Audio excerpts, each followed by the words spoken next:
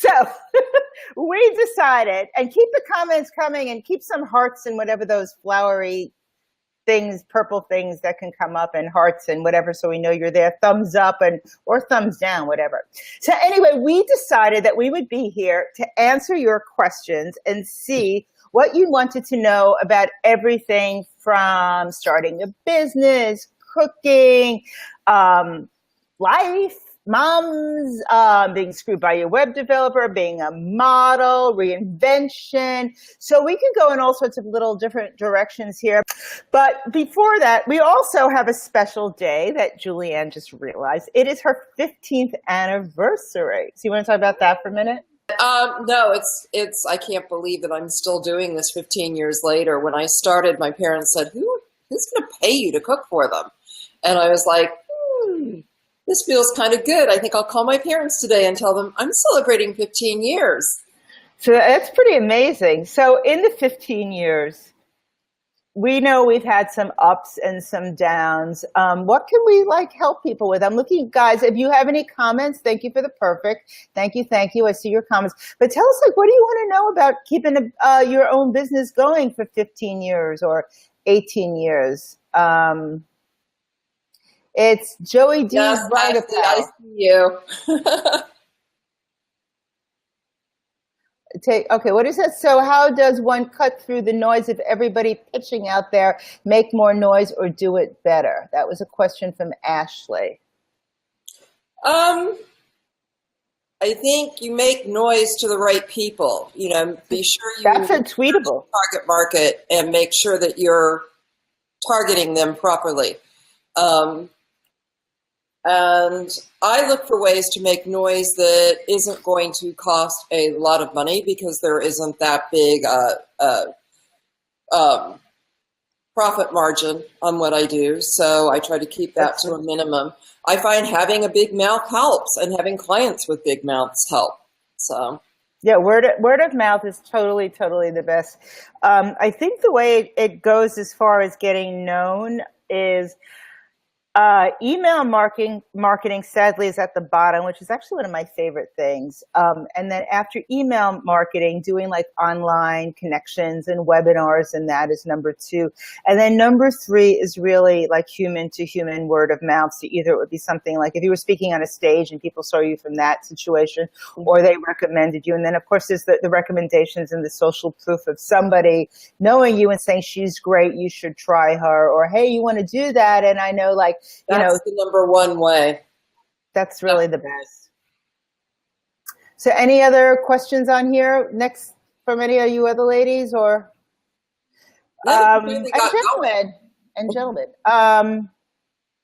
We've got a bunch. What are the other questions I know that I had gotten on? I was asking people when I did an email the other day to hit reply. Sadly, they hit reply, but I'm on the same screen. If we weren't being so Lucy and Ethel, I'd be more prepped on that. But one of the questions that somebody was asking me was really based on what you were saying on the phone call, was the sort of transitioning from being a model and an actress to food. And how do you transition yourself in business when your businesses are so polar opposite?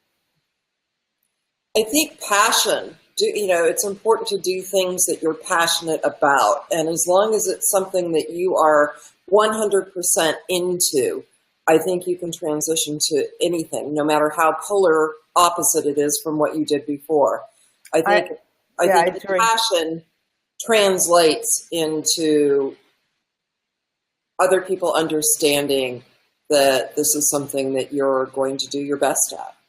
And I think it's what keeps you going. But the thing is, it's just passion alone won't do anything. A lot of people are I'm so passionate about, making sure that everybody in the world is happy. And, that's a wonderful thing to be passionate about. But you have to make it into a concrete model and have it work and work at it. It's not, the passion alone won't keep you going. The passion alone will feed the drive and the momentum, I think. It feeds the curiosity. I find that if I'm passionate about something, I never get bored of looking at new ways to market it or to promote myself with it.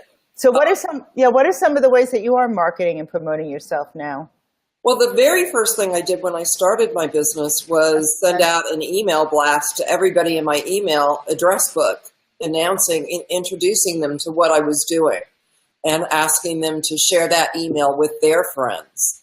So, and really I was quite lucky because I had a friend who was working for an A-list actor who gave me as a gift when they were he and his wife were having their first child. So she bought my services for a week for them, and that in turn turned into a full-time gig with them. And lucky for me, the wife had a lot of friends and told all her friends about me, and I was fully booked before I'd even really properly opened my doors. That's a similar thing. When I became a stylist, that was sort of the same thing.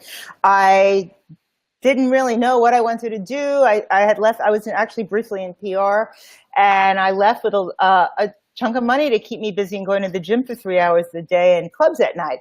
And then I was getting a little bored of that after a short while. And one of my friends said, and the money was starting to run dry, said, "Do you want to be a stylist and go on a photo shoot?" And I'm like, "Oh." And he's like, "You would be great. It's in St. Martin for 3 weeks." I'm like, "Oh." So I went. That's quite an enticement. But it was in May and it was really hot, and it was for polyester sweats. It actually was someone who became my client for about 10, 12 years or so, if not more.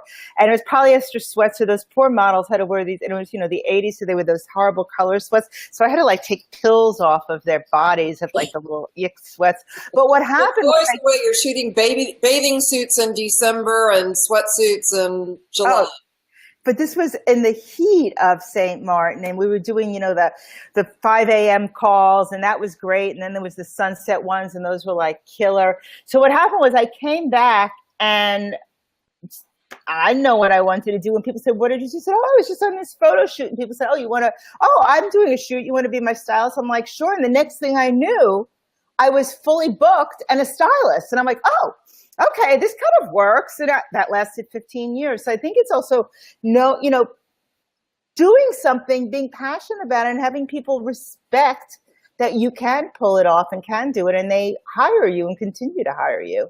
Well, I think it really starts with what problem do you want to solve? My problem for being a stylist was rent. No, but I mean, when you're starting a business, right, what is it that you solve? I mean, for me, it was getting dinner on the table nightly, a healthy dinner, in a timely manner that kept my clients happy. That the problem I was solving was the problem of not having enough time to get dinner on the table. And when you're passionate about solving that problem, you find as many ways to provide that service. That's where it gets exciting.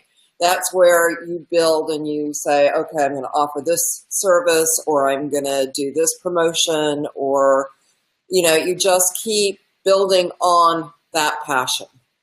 I agree, because as I've rebranded on Focus on Style recently. I did a whole website rebrand, and it went from being a stylist to my syndicated column to sort of falling into the website and giving fashion and style advice and helping people for years. But my original background actually was in marketing. That's what my degree is.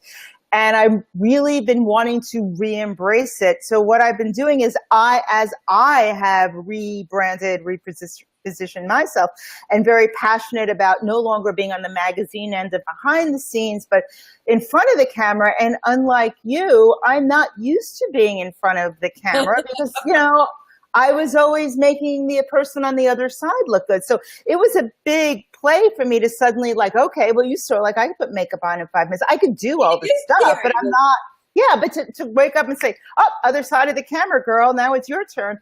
And in that, I've been helping other business owners and women entrepreneurs, particularly in what I'm calling stepping in their star power, because what's happening is I'm noticing, and I'm very passionate about this, that in this day and age, in this visual age of Facebook and being online and the internet and being seen, how you show up is very important. Because even though we were doing a test before when you were sitting there looking gorgeous and I was, no makeup playing with the stuff, if I went live then, if you know me, it's okay, cool, you know me, we already made a connection. You're like, oh, Sharon's not Right. wearing makeup, big deal, you know, or she's not ready. But if you don't know me and I'm going down in your feed, you're like, what is this chick doing with like no makeup and this chin shot? And so, you know, if you're the face of your brand, you need to represent in your Right. messaging, your visual messaging, your marketing message. And that's kind of where I've been going now. And that's where I've been passionate about. And this is the first time that I've actually really made a concrete decision in my years of working to change my business into something. Because before it was like I just kept falling into stuff, you know, which was lucky. So it's interesting. I And think Ashley's trying to interview us here. okay, Ashley, what do you say? Now that is important. What problem do you want to solve? For a musician or artist or writer, then it's about providing a solution to people being entertained and to thinking. Yeah, I would say that it would be, you know, in your business, I think the problem would also be is where you're getting gigs. So the problem you're solving would be if you're at a small venue, what kind of music are you doing there? Are you making their evening more enjoyable? Are you in a big venue? Are you in, you know, are you in a, what do you call it, a recording studio? So I think part of it, you know, correct me if I'm wrong, or you have anything else to add in, Julianne, is in something like that is, you know, what benefit are you giving the people in the situation that they're enjoying your music? Right. I don't know. I mean, sorry, I didn't hear half the question, so I'm having What problem do you want to, as a musician or artist or writer, is it about providing a solution to people being entertained and or thinking? So as a writer, I would say it's also in thinking. Yeah, as a musician, you want to provoke. As a writer, you definitely want to provoke and make them think beyond just the words on the page. But with music, just whatever connects with the soul. You know, you just want to make sure that you're connecting with your audience just the same. I mean, it's the same with anybody. You want to know who your audience is, and you want to make sure that you're connecting with them. But as an artist, I think it's important to stay true to yourself as well at the same time. Yeah, totally. You know, I actually live with an artist, and she's very much, she's one of the most creatively original people that I've ever known in my life. And she's not trying to please anybody else other than herself. So all of her work comes organically from herself, but because she's so passionate about it and she is so original, it intrigues other people and pulls them into her performances. So, yeah. And I have a friend of mine who's a musician who passed away, and I was thinking about him because we're going to go to a memorial for him tomorrow. And one of his things was he had a friend who also was a very household name pop star. And he would say to him that you need a hook. Like, you don't have a hook in your music. You're not pop. You will never go to that level because you don't have the hook, the catchiness. And you can. And his answer was, no, I just want to be me. And he ended up making quite a name for himself in this avant-garde market. And that's fantastic. So the choices, and that's who he was. And I think being true to yourself is where you find your originality, and that's what makes you stand out amongst the crowd. Absolutely. And he became someone that other musicians then followed and listened to his music and were inspired by it to create their own music. Maybe if he did do the pop edge hook, he may have made more money, but I think for him, it was more feeding his soul. Yeah, it's not about money for everyone. You know, that's not necessarily the only gauge of success. Absolutely. And that's a good thing to think about. Anyone else want to come in on that one, on what does success mean to you? Because there's success in money and living a nice life and having a nice life. And then some success could also be just, sitting on a beach, but it's not your house on the beach. It's just, you took the bus to the local beach and you're having that moment with yourself. So success comes in so many different ways. And I think, I know for me, it's knowing Like when a client writes to me and says, wow, that lasagna was amazing last night, or just knowing that I'm making enough time for my clients to actually sit down as a family, because that was so important to me growing up, that connection with my family over dinner every night. And knowing that I make that possible for them is really kind of exciting to me. So a lot of the gratification I get from being a personal chef comes from there more than from monetary gain. I know. I am like my creature comforts.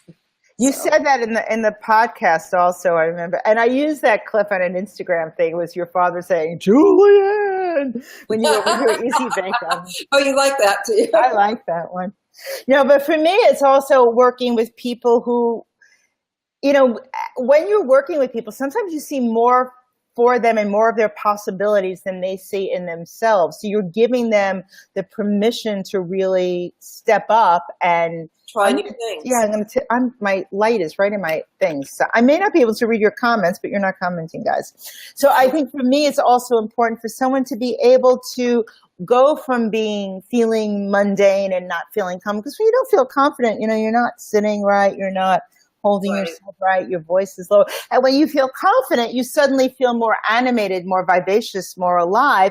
And I think finding that happy medium and working with people who can suddenly step into their own power makes me feel great. Really valuable lessons for me when I started out as a personal chef was realizing I don't have to work with every client that wants to work with me. When you don't have a synergy going there, you're not doing them any favors and they're not doing you any favors. Absolutely. Somebody else will be a better personal chef for them than I may be. But then my TV then there are the clients. I see your kitchen, Sharon. You're trying to get me back in that kitchen. Not trying to get you. No, I realized that I had the half-off TV in the back. I don't know if you see it in there, but it's like flashing at me here. So no. I got you back in the kitchen. I don't see it. But anyway, it's just important to do what you love and to do the very best that you can. I think as long as you focus on bringing the best of yourself forward, it's important you'll connect with your audience then. And then let's see, are there any other questions coming in on the live now? I have to, somebody else. Ashley again. Thank you, Ashley. Sharon, total success would be my laptop tablet on a hammock on a beach in Barbados, writing my blogs and books, hopefully entertaining people. And yes, I'd walk or take a bus to my hammock. So nice thought, Sharon. I'm going with you, Ashley. Are you single? Are you cute? Jules, I'm passionate in being true to self, even if you are a starving musician or painter. Absolutely. I mean, it's like when I told you, I started out being a stylist because eventually I had to figure out how to pay my rent, and I ended up loving it. And it took me on all these incredible locations, and I was good at it, So I think that, in a way, your passion has to go in a way that realistically you can also pay your bills, Well, and that's where I start. Whenever I'm ready to reinvent myself and try a new career, I start with what am I good at? What do I really enjoy doing? And how can I turn that into a business? Yeah, and that's also what I've been doing too. And, I've been starting to do a lot of stuff into speaking, and I realized that I kind of hate traveling, which is a bummer. I love traveling, don't get me wrong.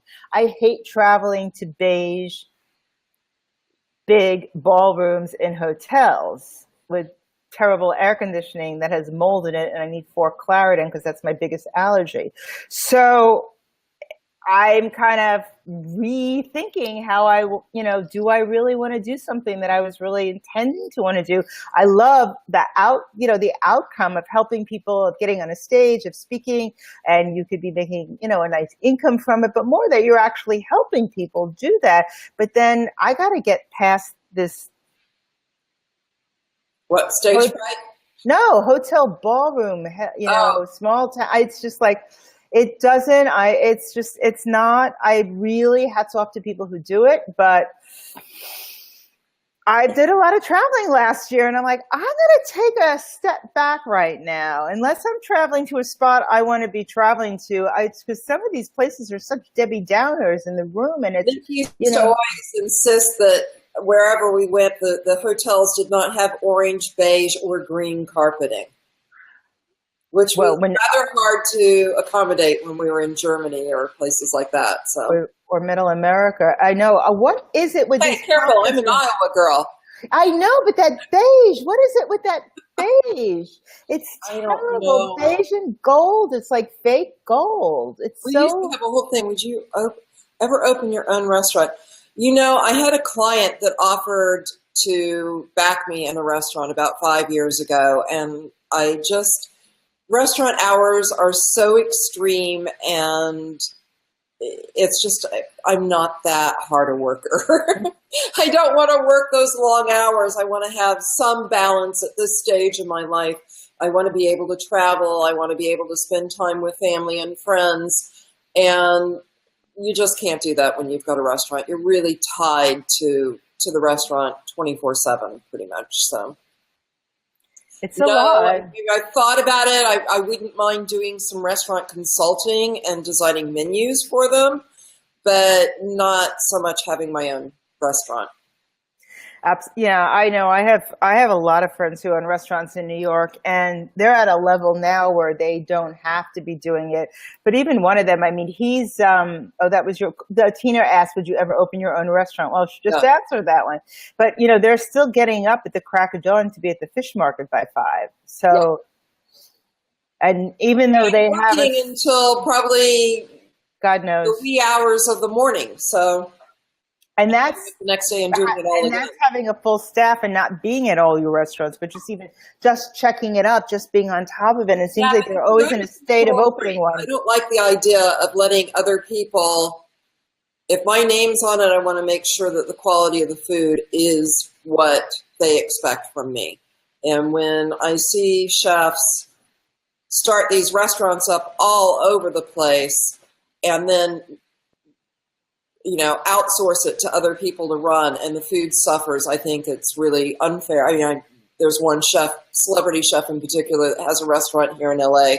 It's the only time I've ever written a negative review about any restaurant. But I mean, he goes on and on and on about criticizing other people's restaurants, and he wasn't there, and the food was vile, and it was very expensive. So, I have no desire to just lend my name to things and worry about somebody else keeping the quality going. So I've been in a few vile, overrated restaurants in my time. And I know my husband, Michael, and I, there's Michael, my assistant, Michael, my husband. I always feel like I have to qualify. So I'm talking straight. I know. And then I said a business coach named Brian, and I have a son named Brian. So it was very, very confusing.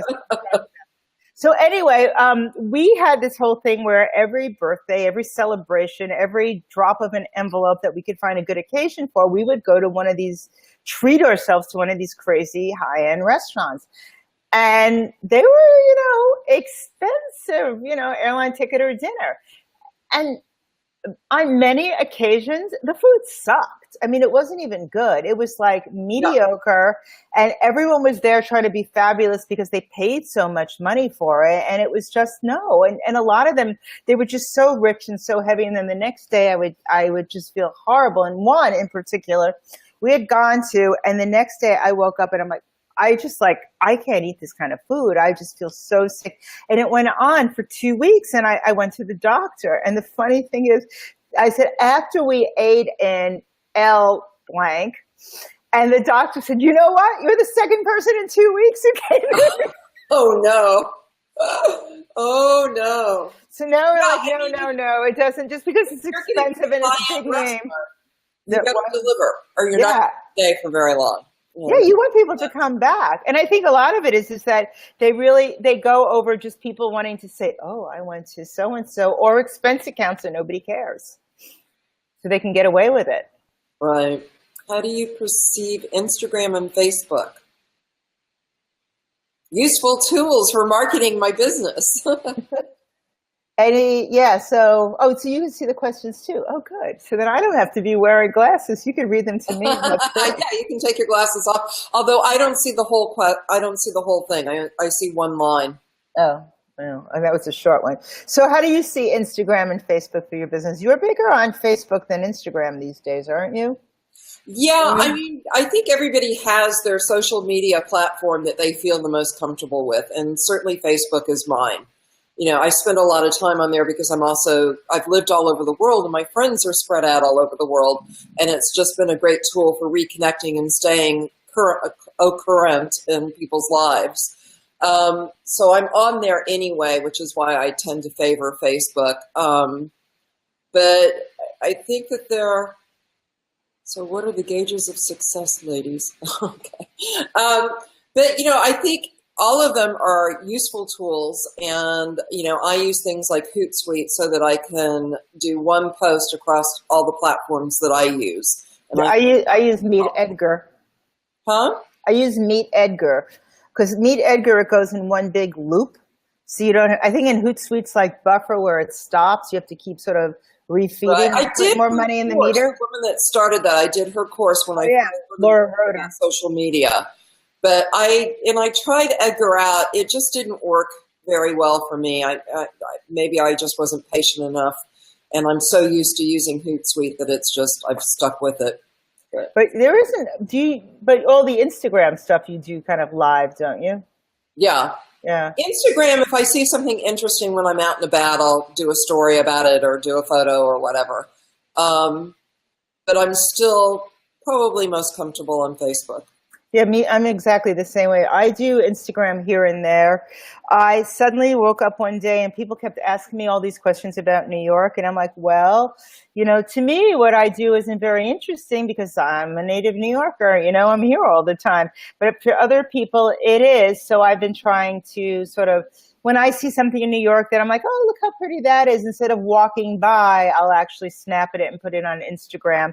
And I'm also starting some Instagram stories there because that seems to be the new big buzz of just fun little things. But really setting up a good Instagram shop, unless it's something that unless it's like, oh, that's great, let me take a picture. It's a pain, you know. I think it either presents itself or you really need to work. I don't know if it's a different generation or what, but it's just, I like looking at Instagram. I like looking at all my friends' posts. I think part of it too is maybe it's for us because we're so used to what is involved in a perfect photo, so that if you're like intentionally setting it up or doing a flat lay or doing a still life or doing something, or I don't know, outfit poses just seem so insane. Look, I have, you know, you could tell my knee is up. I have jeans on. It's like outfit poses are so like, oh my God, I don't want to, you know, if I'm going to be an outfit pose and I used to be a stylist, I got to get zhuzhed up for 10 hours. It's like, I don't want to do that. You know, to me, it just seems like there's better ways of spending your energy to connect with people than creating a faux magazine. So, and I like Facebook because you could talk to people, and I like to talk. Well, everybody's already on Facebook. You don't have to invite them to the party. They're already there anyway. It seems to be the most heavily used. No, I agree. And now I'm actually making an effort to start being on LinkedIn a bit. It's been, it's pretty rough, LinkedIn. Oh, right. I mean, I've been there, I've got people, but I'm not, I don't know. I'm trying. You sent me an invitation the other day, and now I've got more than one LinkedIn page, but only one that I really kind of developed, and now I've got all these new people joining. I was like, I woke up one day because actually one of the other interviews coming up on 7 Days to Amazing is about LinkedIn. And I'm like, I'm going to do what Karen said, and I'm going to invite people I know.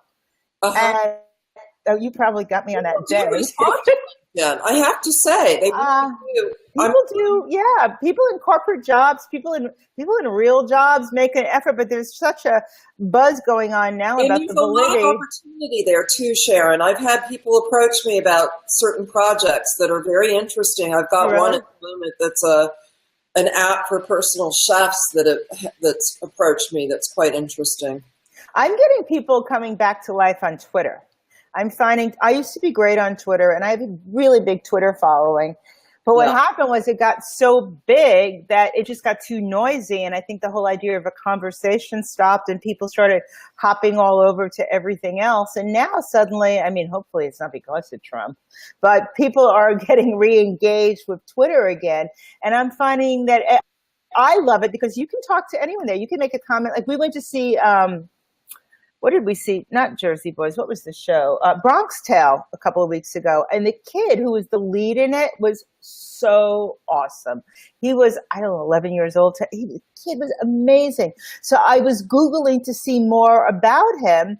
And he had a Twitter account. I'm like, I don't know. I don't want to be like a weird stalker. But I mean, this kid was like off the charts. So I just tweeted him like, we just saw you and, your performance was amazing. And, good luck to you. You've got such a bright future. And it turned out it was his next to his last performance. And he was very sweet. And I'm like, oh, okay. But I mean, people have done that to me and I've done it to other, people I wanted to connect with. I think it's a nice way of not being creepy and you having to like them on Facebook or follow them here or there and just like say nice things to someone. Well, I tend to not follow Twitter so much, although I have to say with the president's tweets, running away. I have to button my mouth closed. It's something else. But no, I prefer Facebook to all the other platforms, I have to say. And they haven't paid me to say that, so. Maybe I should ask for a sponsorship deal. Maybe we both should. Will you like to sponsor us, Mr. Sweatshirt? Okay. So we have a couple of good questions here. One is going back to food. Would you offer cooking classes? It's hard to keep up with the different dietary needs, gluten-free, vegan, or nut-free. Yeah, I definitely offer cooking classes. I've done cooking classes with clients before. A lot of it depends on the layout of your kitchen, though. Whether it could be a hands-on class or whether it's a demonstration class. And realistically, how many people can you have in there? I find a lot of people want me to come do a cooking party for them where I teach people how to cook and then their kitchens just aren't conducive to it. So I know, it's kind of like my kitchen. You see it? Yeah. It's great. It's open plan, so that part. It's open plan, and that's great. But actually, I was trying to do a couple of videos. I'm sitting on the breakfast bar, which is lovely. It's wood. It kind of works with the metal stuff. But it's very difficult to talk to people over the sink, and I kind of wish the stove was here. And when I wanted to do some videos at one point in here, it was like backwards for shooting or backwards for actually teaching someone. It's a beautiful kitchen and we designed it and it's, based on what we have, but it's not the most conducive for like, let me show you how to cook this. Yeah, I had this like secret desire to have a kitchen studio in my home and have the lighting rig all fixed onto the ceiling. That would be nice. Turn on my phone or my computer or whatever and film a cooking show. One day I'll get it together. You should do that, or just set the light up. Get some, because the light is such, we all know, which will come into the next question. What is the art to aging brilliantly? Well, let me tell you, good lighting, and I broke one of my soft boxes. Good lighting, good makeup.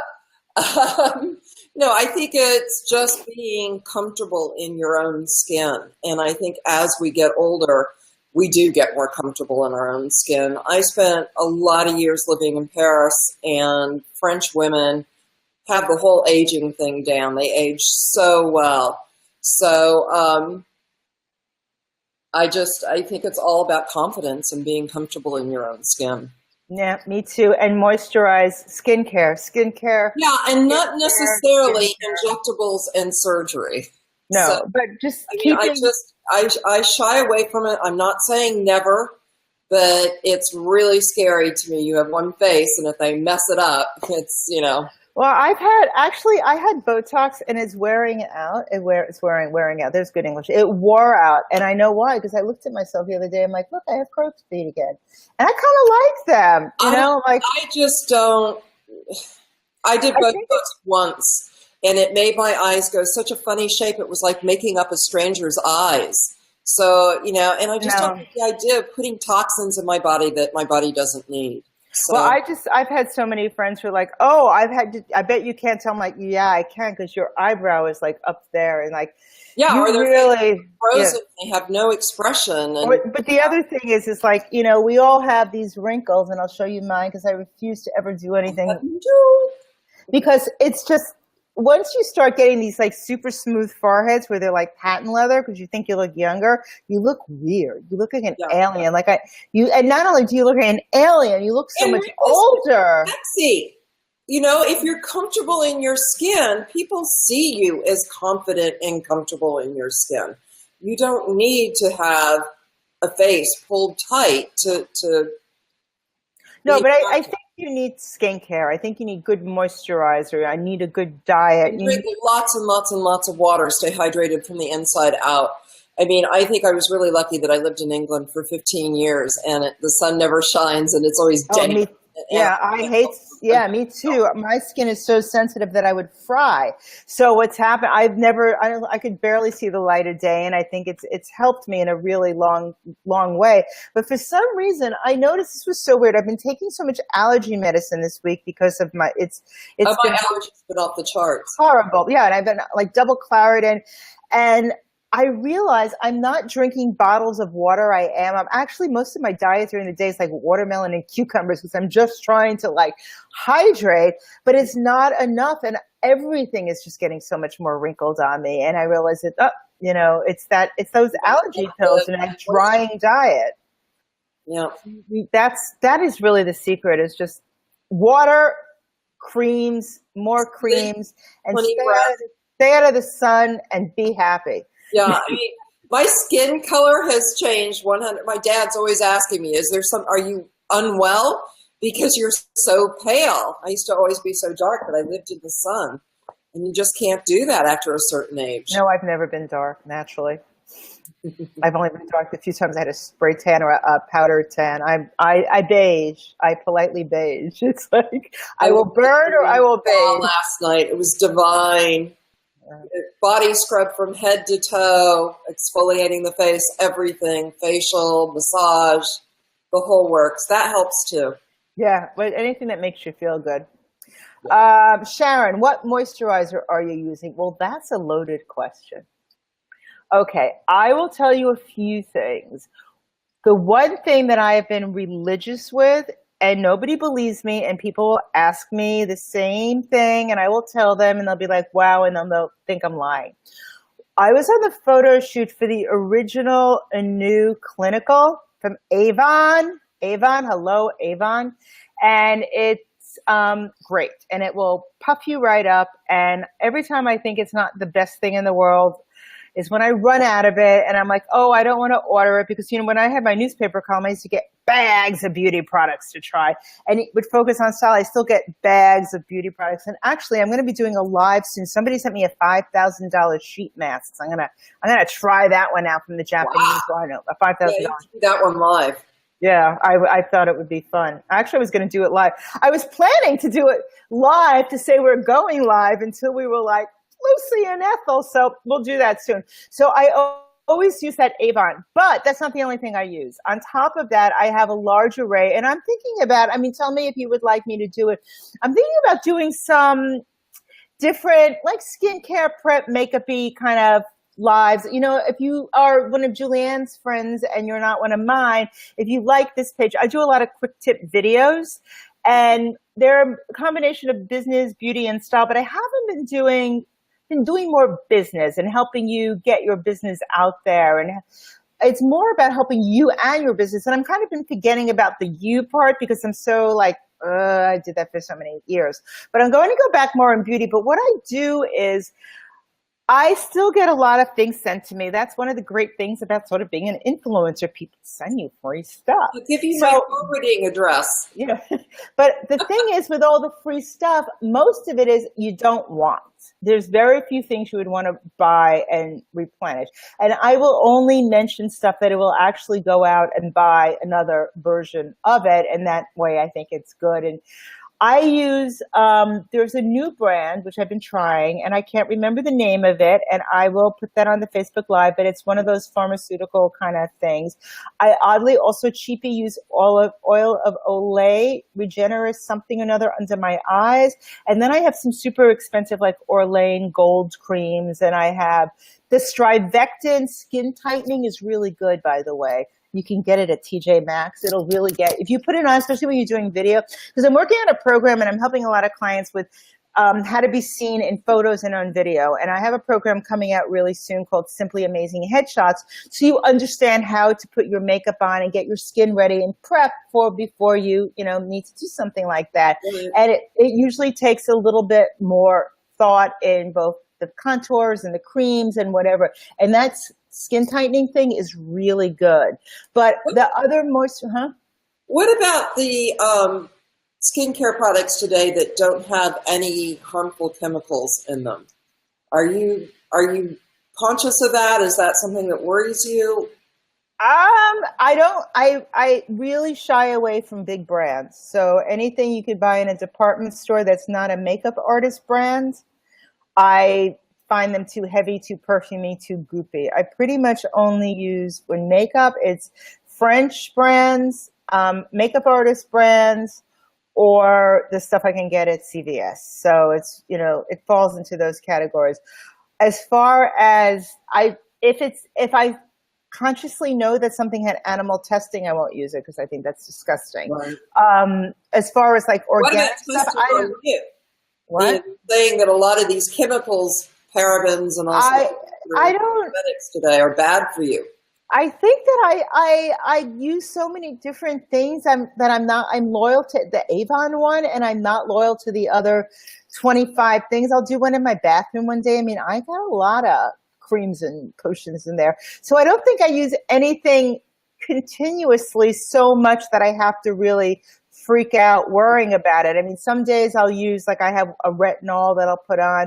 Other days I'll do more of a moisturizer. I've been using a face oil from something else. So it really is, what works on me may not work well on someone else. It's tried and true. And, what is good with department stores and like Sephora, you can get the little samples because this stuff's expensive to see which ones you like. But for me, across the board, pretty much French first, a couple of Italian, but mostly French skincare. Mm-hmm. and things made by doctors. Mm-hmm. And something like an Avon or a Oil of Olay, they have so much money behind their testing, so that stuff is really good. Like, I won't wear Avon makeup. I never said that, but this one little cheesy product is really good, and I'm like, it doesn't work. But I run out of it. I'm like, oh my God, I look so saggy and wrinkly. Like, what did I do? And I think, the hydrochloric acid, which puffs you up a little bit, and it works. Well, I've used the same skincare products for 25 years. I've been using New Skin because my parents were distributors, and so they had that good thing in the little silver thing. Topic, huh? No, they had something I used to use. It was a little silver like roller that you would put on your face, and you would put some cream in it, and it was awesome. Yeah, they have it. They have another little gadget that gives you a facelift. Yeah, that was it. Stimulates all the muscles to get them to pull things up a little bit. That was it, and you would put your moisturizer on and kind of roll it around. Yeah. Have you tried the derma rollers? No. I've been playing with that. I'm really lazy when it comes to skincare, I have to say. I splash water on my face and call that cleansing. So. Yeah, no, I don't. I'm not a 50 cleansing just makes me crazy. I half the time fall asleep with my makeup on. And the other, what I find I do, which really works, and I see the difference. I get up, I take a quick shower, and I go to the gym, and then I'll put like an oil on or a heavier cream. Mm-hmm. And then I come home and I take my other shower and I get dressed, and then I'll put my real stuff on, and my skin will look better because it's already sort of been primed, I guess, right, with that. And also I always use a primer before my base, especially. Yeah, I think if you get older, that's really important because things start settling in all the creases if you don't. And for that, I like number 7, which you can get in CVS, and NARS. Yeah. So, what was another question? What would be, I just saw something else. Moisturize. Thank you, ladies. You're both so beautiful and lovely. Thank you, Ashley. Moisturizer, gas or electric? Gas, definitely. You can control the heat that way. With electric, the heat will be residual. so the cooking can continue even after you turn off the burner. It's just easier to control. Yeah, I have gas here. We have electric out at our place in Jackson Hole. Oh my God. I was actually considering induction when I moved in, but I haven't tried it out yet, so I didn't. I've heard such mixed things about them. We have induction in our oven. There's a setting. We have the Miele oven, and it's I don't know. It's complicated. Yeah, I would like to do a whole kitchen redo in my place. Well, we're gonna have to. I don't think you could see it here on the other side. We had a flood, and the ceiling's coming down. Just the one room that was perfect that didn't need to be redone. So we've been procrastinating on it because they have to take all the cabinets off. They have to redo the whole kitchen. They also broke our bathroom. We're going to have to live in a hotel for 3-4 months. So not fun. I'm procrastinating.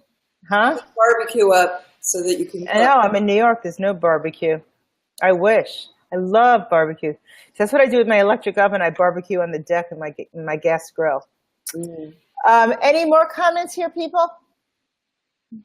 What would be a great idea for a cooking style show that would stand out?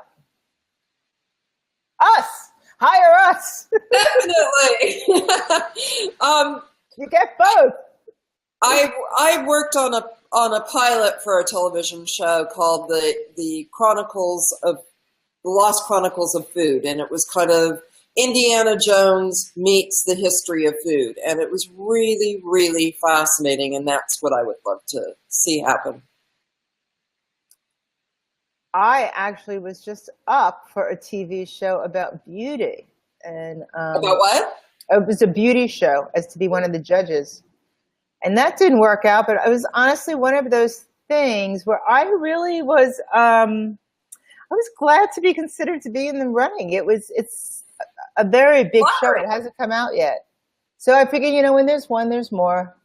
When do the crickets and bells? I think for our live questions, that's pretty much. Anyone else on now, or speak now or forever hold your breath? Any other questions, folks? No cooking tips or anything? Well, let's give a few cooking tips. What? Give a few cooking tips.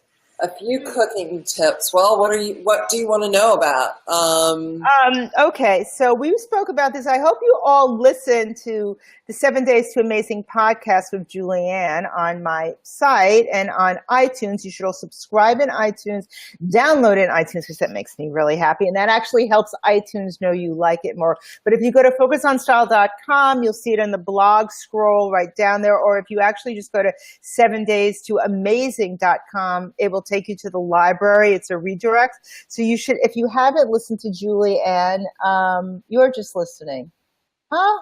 It's also on the Facebook page as well. That's right. On the website. And you should, we have a lot of great stuff on there, and Julianne has some recipes. But my question is, because, we spoke about this on the podcast, is we've been getting into these, we've been using Sunbasket. I know you were one of the first to start the home delivery, the whole idea of cooking pre-made meals. And if somebody doesn't want to do that, and you're no longer doing your, the personal chef approach, what's a good way for someone to shop for the week? Well, the way I do it is I think ahead of what I want to make, and then I go through the recipes and I write down all the ingredients, and whatever I don't have at home, I'll go and pick up from the grocery store once a week. But if you're not as organized as that, or if you want to just be spontaneous about what you're going to cook that night, you're going to have to go to your local markets, every day.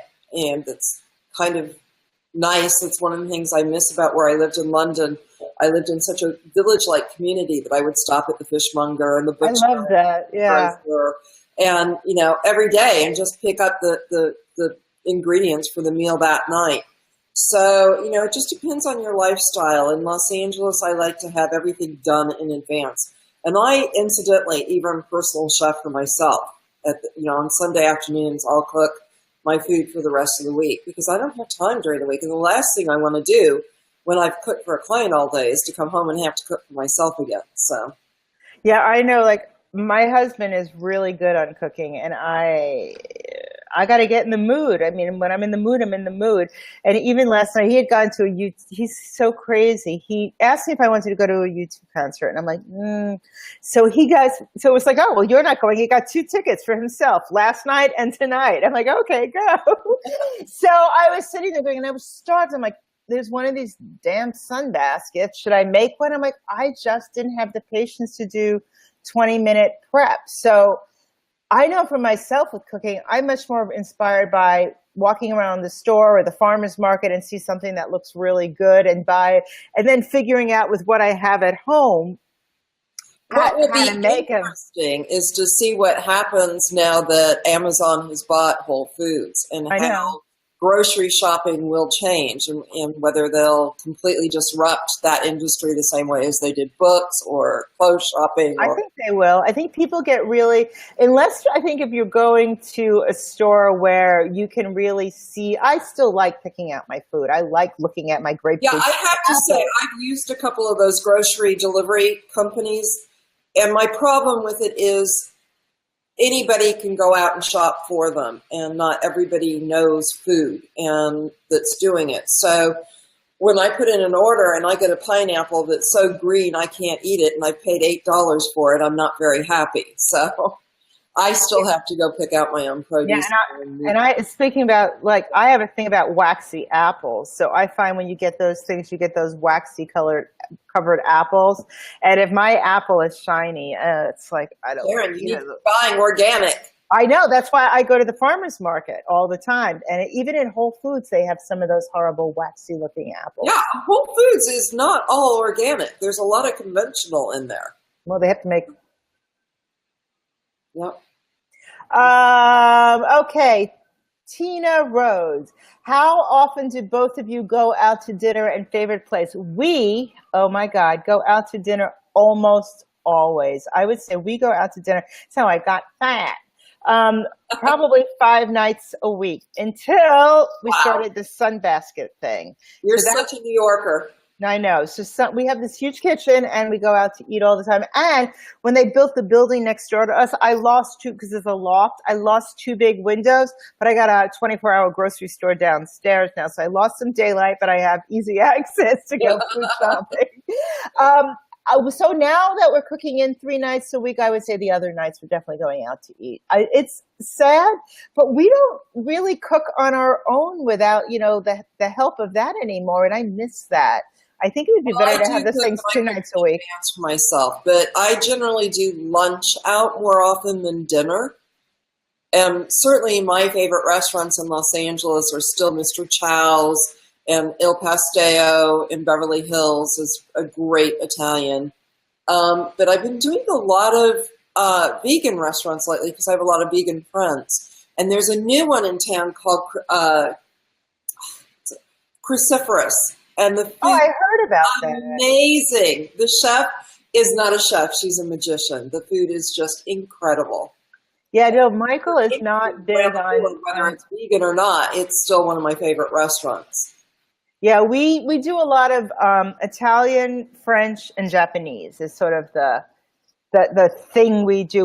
We had an Italian place we went to for years that we loved in Soho called Mezzogiorno, and I would say that was my favorite restaurant. But it moved to 118th Street. We finally went up there, which is way too far uptown for me.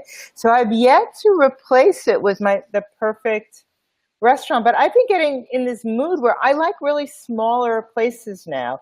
And you know what reopened we haven't been to in a long time, and it was fantastic. And I'm like, I can't believe we forgot about this. It was Blue Water Grill on Union Square. Oh, really? We were there a couple of weeks ago, and they have the seafood tower. Everything was so amazing there. So I'm like, I don't know why we took that out of rotation. Really delicious. I'll keep going to the same restaurant for 30 years. It's not a problem. No, me too. But also, I like really creative chefs, and that gets me really excited. And that's why I like Cruciferous, because this chef is just amazing. Yeah, I also like my friend Eddie opened up a restaurant called The Farmer and the Fish, and that's farm to table, and I love that place. That's really good also. But I've been on this weird anti-carb kick to make good for all the time of like going out to eat. So that's been difficult sometimes. No, what Especially I'm since I can doing is eat the carbs all last day. bastion of my addictions. I'm doing the no sugar thing at the moment. That's hard. Well, it's easy if you're doing it at home because they sneak in sugar in everything you eat. Got to That's where read the every problem is. label. There's so many hidden sugars in every product these days that you got to really read all the labels. I I do eat fruit. That's the only sugar I have, but it's natural sugar, and your body digests it very easily. So, Yeah, no, I try to do the same thing. Sugar does not sit well with me. Actually, when you say it causes cancer, well, with me, it causes agita, which is not good. Agita and a big butt, which will probably kill me before anything else. But I started using the Weight Watchers app, and because I'm like, why am I not losing weight?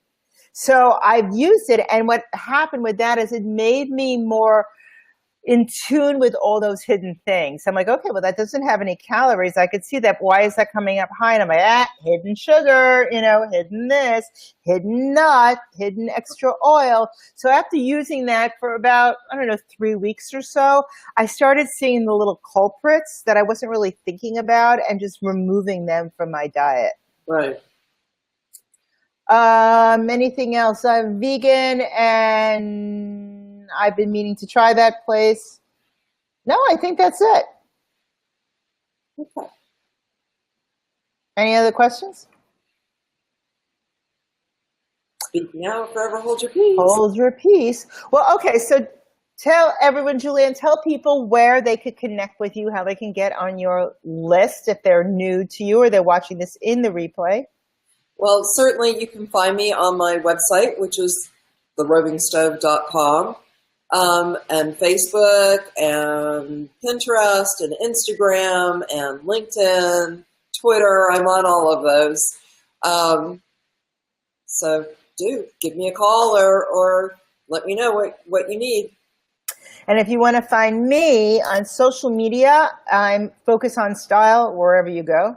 And what I encourage you to do is go to my website, FocusOnStyle.com/insiders, and I have a free gift for everyone there. It is the Star Power Flash Kit. I was just checking that out. You were checking it out, and you'll get my videos and my training and some beautiful PDF on the 4 pillars of style, and it's going to help you and your business get out there so you can step in your star power. So I hope that helps. Thank you, everybody. Thank you, thank you, thank you. It's been great. Thank you for people who come on the replay.